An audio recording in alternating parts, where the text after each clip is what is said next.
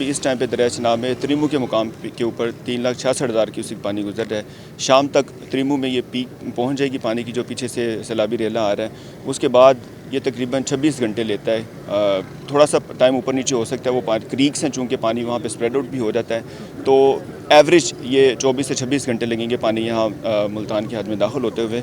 यहाँ हमारे पास बस्ती joke van से दाखिल होगा, उसके बाद 6 घंटे लगेंगे तो यहाँ हेड मोहम्मद वाला पे पहुँच जाएगा। हमारे 138 मुआवज़ात हैं जो दरियाई इलाके में हैं, वहाँ से हमने मेजर इवैक्यूएशन करवा ली है। हमारी तकरीबन 3.5 लाख पॉपुलेशन थी जो इस बेल्ट में थी, उसमें से 3 लाख के करीब हम लोग इवैक्यूएट करवा के उनको महफूज मकामात पे पहुंचा चुके हैं। मेजर पॉपुलेशन के अपने अर्बन एरियाज़ में घर थे या उनके रिश्तेदार थे, अजीज़ व अकरबा थे, वो लोग वहाँ चले गए हैं। कोई 2500 के करीब लोग हमारे जो कैंप्स हैं, रिलीफ कैंप्स हैं, वहाँ पे सेटल्ड हैं। वहाँ पे हम उनको खाना दे रहे हैं 3 टाइम का, उनको सेहत की सहूलत दे रहे हैं। उनके जानवरों को ट्रीट करने के लिए हमारे वेटरनरी डॉक्टर मौजूद हैं। जानवरों के लिए हमने चारे का भी इंतज़ाम करवा लिया, वहाँ पे हम उनको पूरी तरह से फैसिलिटेट कर रहे हैं। जो लोग रह गए हैं उनके लिए हमारी रेस्क्यू की, पुलिस की, रेवेन्यू की टीम्स उनके डोर स्टेप पे हैं, उनको इवैक्यूएट करवा रही हैं। त्रिमू से डाउन स्ट्रीम जब सारा पानी आ जाएगा, फिर हमारी एक इरिगेशन की कमेटी है, एक टेक्निकल एक्सपर्ट्स की, वो देखेंगे पानी कितनी वेलोसिटी से, कितने मोमेंटम से आ रहा है।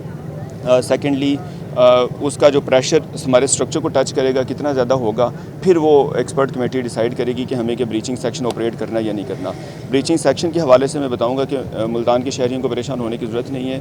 ब्रीचिंग सेक्शन ऑपरेट करने का मकसद ये होता है कि जहाँ पे हमारी रिहायशी कॉलोनियाँ, रिहायशी आबादी है, उनको बचाने के लिए हम लोग एक स्ट्रेटेजिक पॉइंट के ऊपर से इसको ब्रीच करते हैं जहाँ हमारी बैरन लैंड है, जहाँ पे हमारी रिहायशी कॉलोनी नहीं है, ताकि हमारे अर्बन एरियाज़ के हमारे शहरी महफूज रह सकें। यहाँ बैरन लैंड से हम इसको पानी को गुजार देंगे ताकि हमारे शहरियों का बिल्कुल भी कोई नुकसान ना हो जाए।